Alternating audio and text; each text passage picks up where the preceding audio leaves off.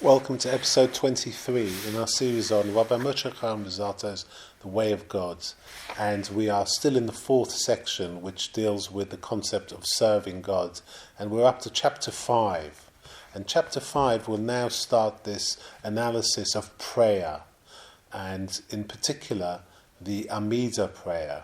And it's going to be touched upon in this rather short episode, this short chapter, but we will go into the Amidah prayer and the order of the day in much greater detail in the next couple of episodes. But this sets the stage for the importance of prayer, how the Ramchal is going to describe how we, as born as physical beings, are placed in this world, and God bids us to work on His behalf to purify and rectify the reality we see around us.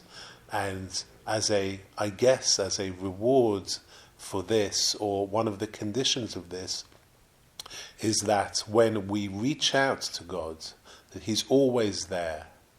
It's one of the, benefits of doing God's work, is that whenever we want to call to Him, He is immediately available to listen and hopefully answer our prayers in a time and a type of His choosing. And this is a kind of covenant that I think He has with us in terms of, and the medium is the concept of prayer. So the Ramchal begins. One of the conditions ordained by the highest wisdom was that in order for a person to receive sustenance or shefa from God, he must first motivate himself in God's direction and turn to God to request his needs. The amount of sustenance depends upon the degree to which he does so. If a person is not awakened in this direction, then no divine sustenance will reach him at all. This is the significance of prayer. God desires and wills to constantly benefit mankind. He therefore arranged that prayer be a daily obligation. Through it, man receives sustenance, success and blessing according to his needs, as dictated by his state of being in the world. To understand this on a deeper level, however, we must realize that God gave man the intelligence to function in this world, as well as the responsibility of caring for all his own needs. This concept, in turn, is founded on two principles. The first involves the significance and importance of man himself, insofar as he was given the intellect and knowledge to be able to properly care for himself. The second principle is based on the fact that man must be involved with the world and bound to its various aspects. This stems from the fact that man must be maintained in his physical human state, as discussed earlier.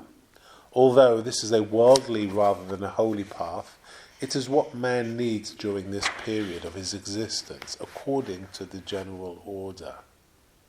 In one respect, this indeed implies a degradation for man and his essence.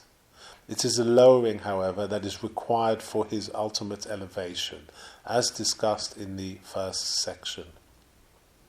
Although it was necessary that man be lowered to some degree in this manner, it was also imperative that he not be lowered too much. The more he would become entangled in worldly affairs, the more he would darken himself spiritually and divorce himself from the highest light. God therefore prepared a remedy for this, and that was that man should initiate all worldly endeavours by first bringing himself close to God and petitioning Him for all his worldly needs. He thus casts his burden upon God. This initiation is most important for all human efforts. When a person subsequently engages in various forms of human activity, he is no longer considered entangled and immersed in the physical and worldly.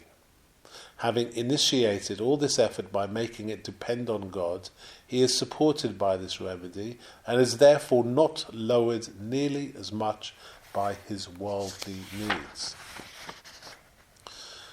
Amongst God's acts of love was the opportunity that he gave man to approach him, even in this world. Even though man is immersed in darkness and far from the light in his natural physical state, he is still permitted to stand before God and call him by his name. Man is thus able to temporarily elevate himself from his lowly natural state to exist in a state of closeness to God, casting his burden upon him as discussed earlier. This is the reason for the strict rule prohibiting any interruption whatsoever during the Amidah prayer, which is the paradigm of prayer. This is because of the very high degree of closeness to God that one places himself in at such a time. This is also the reason why it was ordained to take leave at the end of the Amidah by taking 3 steps back. This step represents man's return to his normal state, where he must remain at all other times. Our sages also taught us a number of specific conditions that must accompany prayer in order to make it complete. These all relate to the closeness to God that one experiences during the Amidah, as well as the various influences that are transmitted through it. Taking all this into account, they ordained the various blessings of the Amidah, as well as all its laws and rituals. Everything that we have discussed with regard to the Shema and Amidah pertains to the intrinsic nature of these observances. The prophets and sages who composed the Amidah, however, also included it in an appropriate order, giving it the ability to make up for the sacrificial system that is now lacking. The daily service thus fulfills everything necessary for the proper renewal of each individual day, according to the requirements of every element of time. This will be explained in detail in the next chapter. So that concludes the 5th chapter entitled Prayer. And we are being introduced in the next episode to the concept of the Amidah and general prayers and order of the day. And so we must, sometimes I think it escapes us how close we are to God.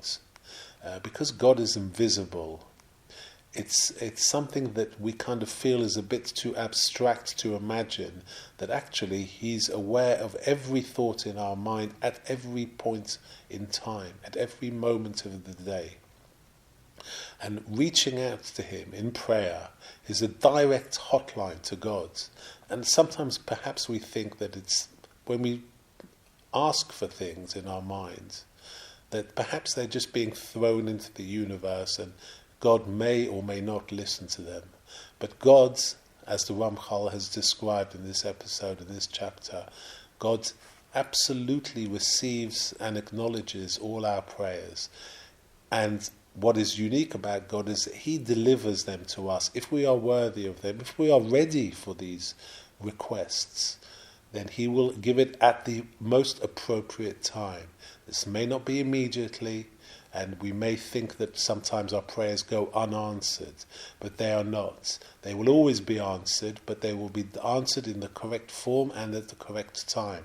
But this is a beautiful condition that exists between God and man, is that because we are placed in this physical, kind of lowly world, we are given the benefit of always being accessible to God, and this is a great blessing.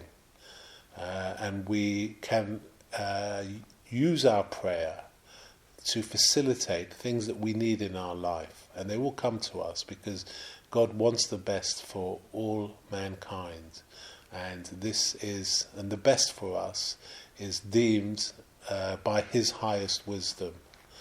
And so in the next episode we're going to start with the concept of the order of the day, and that includes this analysis of the Amidah prayer.